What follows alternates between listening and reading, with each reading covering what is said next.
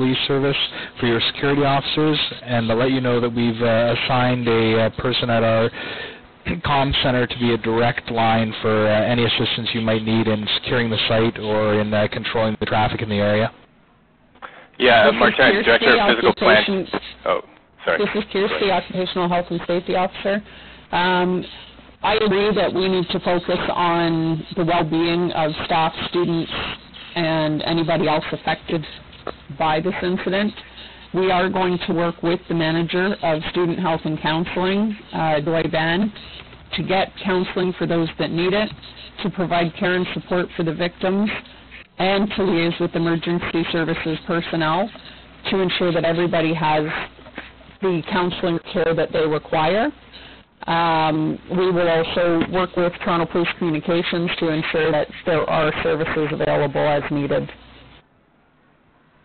Yeah, Mark, as the Manager of Student Health and Counseling, I would like to say that in informing and communicating with impacted students, families, and staff, I would recommend that we approach them with empathy. As well, we must identify those who have lost their lives and ensure that we do not release any information unless given the permission by the families or until further notice. I would recommend letting those who have been impacted by the events know that our counseling services are available, but indirectly, such as broadcasting or notifications of our services on the York website. Dealing with any kind of trauma can be difficult and lengthy, and with that, the delivery of counseling services will continue into the recovery phase. Again, the well-being of students, staff members, and anyone else who has been affected by this tragic event is very important to us, and we will be readily be available for those affected to seek our help.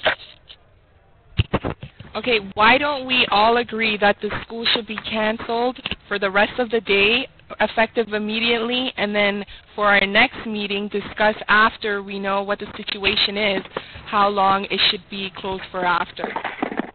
I think when we present to the public and to the students and staff, we should have a clarified message and try and give them as best as we can a timeline. So if that's going to be 3 days, which seems to be a general consensus, we should say this 3 days right away rather than just tonight and then leave it up in the air not knowing what's going on. That way we can focus on getting together our student health and counseling for staff. I just think that it's really important to address the public right now. Sorry. I just wanted to add that if we look at it, we are coming into the weekend, and so logistically we could close for tomorrow, and as well as the weekend, and potentially resume on Monday. It does give us some time on the weekend to deal with these matters, as we will be working through the weekend, obviously. So as student affairs, we're really concerned about the students' safety, and so we have to let the communication members of the EOC know what we're exactly going to do. As our priority is turning to the remainder of York students who are attending classes in different areas of the campuses, by assessing the surroundings, it seems the population is fairly nervous and panicking. Students need to be effectively evacuated out of all Yorkie buildings, as there are major construction sites around York University, Tate McKenzie, Accolade East, etc.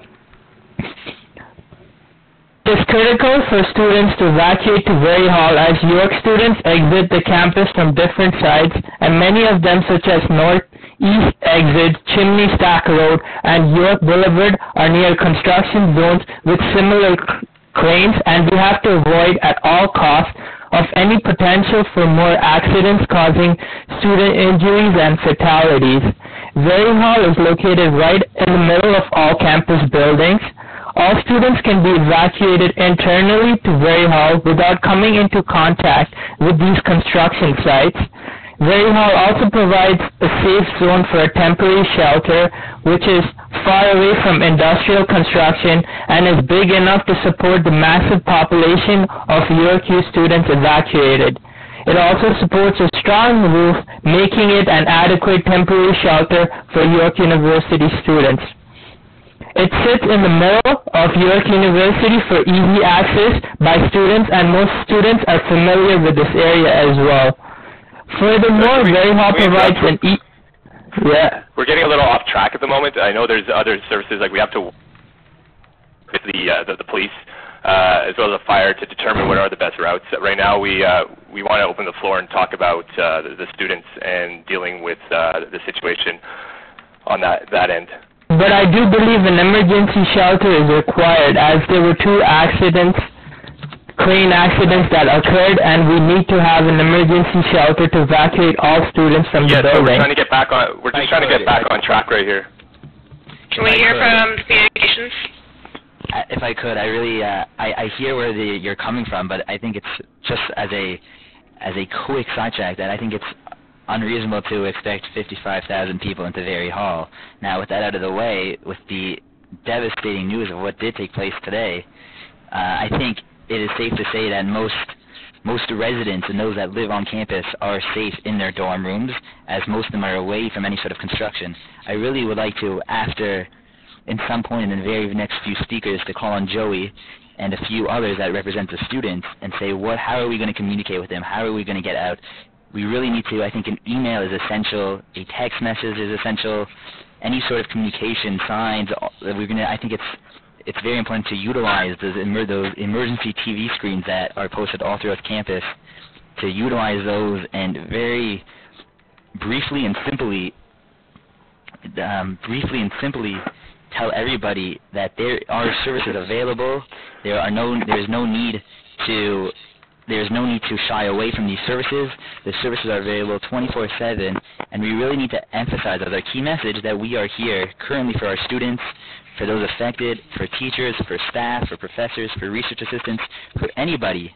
We have the resources, and we're going to implement them throughout this time period in this situation, so then everybody can benefit from them, and everybody can have somebody to speak to. Because I really think that is essential at this point. And I think, who is next? I am Mata next. I just wanted to add in, just to what Danny was saying, that I completely agree with him.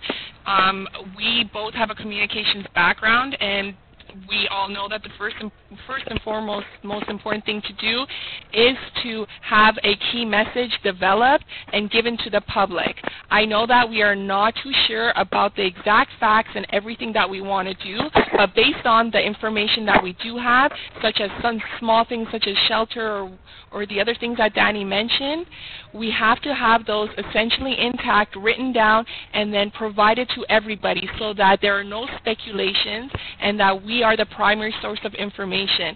We have to ensure that the public knows that we are doing everything in our power to control the situation, and that we have done everything, and that their safety is most important. That should be done in the first press release, as well communicated through all other sources of media, be that traditional as well as social media available. Thank you. I agree completely, and I think before we move on, let's just quickly wrap up with how many days we think we're gonna agree on the closure. So if possible, I guess the easiest way for this to be is type in either a 1 or 3 if you want 3 days closed, or 1 way to go, and we'll just go with the majority for that. I think is the best. Just to remind everybody that only those people part of the EOC have a say in this. If you are part of the media, you unfortunately do not have a say in this 1 to 3 option.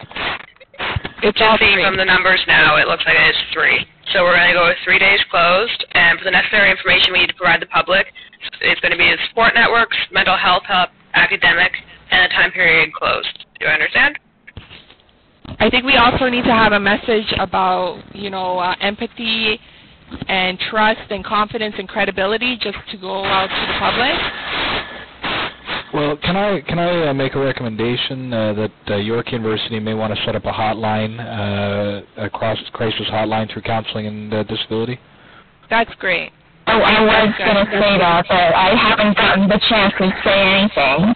Okay, but first quick question. I just wasn't sure if I was supposed to go into deep detail about what counseling services is going to do in the second EOC meeting. That's why I haven't said any of that stuff yet. Yeah, the second would be good, but if you have something to communicate to the media immediately, like the crisis hotline,